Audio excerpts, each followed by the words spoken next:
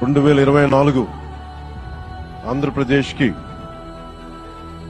NDA కూటమి తరపు నుంచి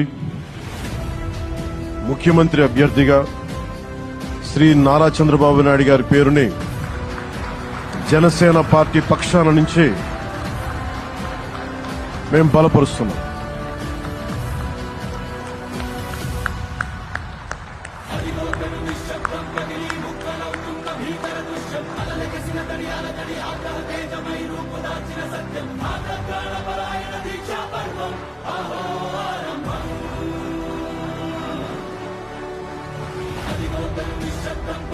జైల్లో ఉన్నప్పుడు వచ్చాడు.